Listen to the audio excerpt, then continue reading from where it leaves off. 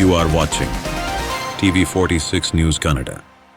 July 5ರ ಶನಿವಾರದಂದು Hanbal coffee ಬೆಳೆಗಾರರ ಸಹಕಾರ ಸಂಘ ನಿಗಮ ಇದರ ದೇವಲದ ಕೆರೆ ಶಾಖೆಯ ನೂತನ ಮಾರಾಟ ಮಳಿಗೆ ಉದ್ಘಾಟನೆ ಹಾಗೂ ರಸಗೊಬ್ಬರ ಬಳಕೆಯ ವಿಚಾರಣಾ ಸಂಕೀರ್ಣ ಕಾರ್ಯಕ್ರಮ ಹಮ್ಮಿಕೊಂಡಿದ್ದು ಎಲ್ಲ ಕಾಫಿ ಬೆಳೆಗಾರರನ್ನು ಭಾಗವಹಿಸುವಂತೆ ಅಧ್ಯಕ್ಷರಾದ ಎಚ್.ಬಿ. ಭಾಸ್ಕರ್ ಮನವಿ ಮಾಡಿದ್ದಾರೆ.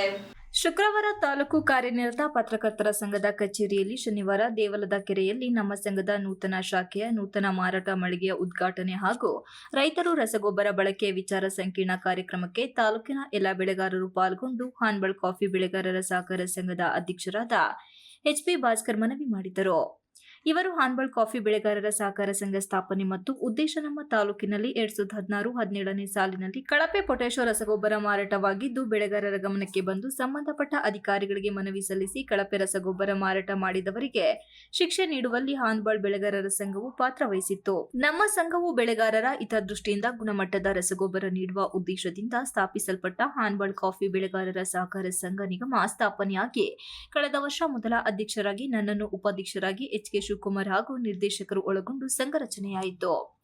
ಈ ಸಂಘದ ಮುಖ್ಯ ಉದ್ದೇಶ ಕಾಫಿ, ಅಡಿಕೆ, ಮೆಣಸು, ಏಲಕ್ಕಿ ಇತ್ಯಾದಿ ಬೆಳೆಯುವ ಬೆಳೆಗಾರರಿಗೆ ಉತ್ತಮ ಗುಣಮಟ್ಟದ ರಸಗೊಬ್ಬರ, ಕೀಟನಾಶಕ, ಕಳೆನಾಶಕ, ಮೈಲುತುತ್ತು, ಸುಣ್ಣ, ಚೀಲ, ಟಾರ್ಪಲ್ ಮತ್ತು ಕೃಷಿ ಉಪಕರಣಗಳು ಇತ್ಯಾದಿ ಸೌಲಭ್ಯ ಒದಗಿಸುವುದು. ಹಾಗೆಯೇ ಇತ್ತೀಚಿನ ದಿನಗಳಲ್ಲಿ ಕಾಫಿ ವ್ಯಾಪಾರಿಗಳು ಕಾಫಿಯನ್ನು ಕೊಳ್ಳಲು ಓಟಿ ಮತ್ತು ಮೊಯಿಸ್ಟರ್ ಮಾಡಿ ಗುಣಮಟ್ಟಕ್ಕೆ ತಕ್ಕಂತೆ ಕಾಫಿ ಕೊಳ್ಳುತ್ತಿರುವುದರಿಂದ ಬೆಳೆಗಾರರ ಹಿತದೃಷ್ಟಿಯಿಂದ ನಮ್ಮ ಸಹಕಾರ ಸಂಘದಲ್ಲಿ ಓಟಿ ಮತ್ತು ಮೊಯಿಸ್ಟರ್ ಟೆಸ್ಟ್ ಮಾಡಿಸಲಾಗುತ್ತಿದೆ. ಇದರ ಸದುಪಯೋಗ ರೈತರು ಪಡೆದುಕೊಳ್ಳಬೇಕು.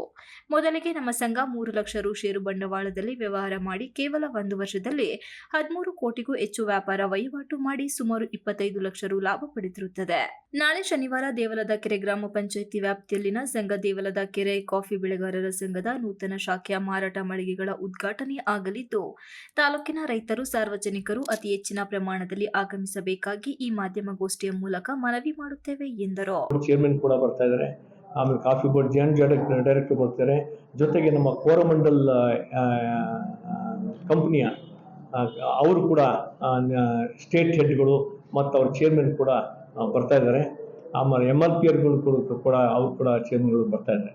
ಈ ಒಂದು ನಿಟ್ಟಿನಲ್ಲಿ ನಾವು ಇದೊಂದು ಕಾರ್ಯವನ್ನು ಮಾಡ್ತಾ ಇದ್ವಿ. ತಮ್ಮ ಮೂಲಕ ಇದೊಂದು ಎಲ್ಲ ಸಾರ್ವಜನಿಕರಿಗೆ ಗೊತ್ತಾಗಲಿ ಅಂತೇಳಿ ನಾವು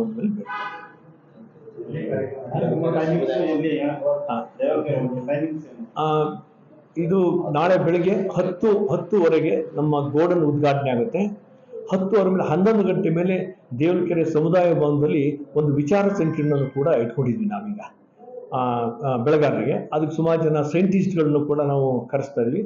ಬೆಳೆಗಾರರಿಗೆ ಅನುಕೂಲ ಆಗೋದು ಗೊಬ್ಬರದ ಬಗ್ಗೆ ಮಾಹಿತಿ ಕೊಡೋದು, ಆಮೇಲೆ ಫಾಲಿಯರ್ ಸ್ಪ್ರೇಗಳ ಬಗ್ಗೆ ಮಾಡೋದು, ಇನ್ಸೆಕ್ಟಿಸೈಡ್ ಬಗ್ಗೆ ಕೊಡೋದು, ಹಾಗೂ ಕಾಫಿ ಬೋರ್ಡಿಂದ ಮತ್ತು ಸ್ಪೈಸಿ ಬೋರ್ಡಿಂದ ದೊರಕುವಂಥ ಯಾವುದೇ ಸೌಲಭ್ಯಗಳಿದೆ ಅದನ್ನು ಕೂಡ ಒಂದು ವಿಚಾರ ಸಂಕಿರಣ ಕೂಡ ಮಾಡಿದ್ವಿ.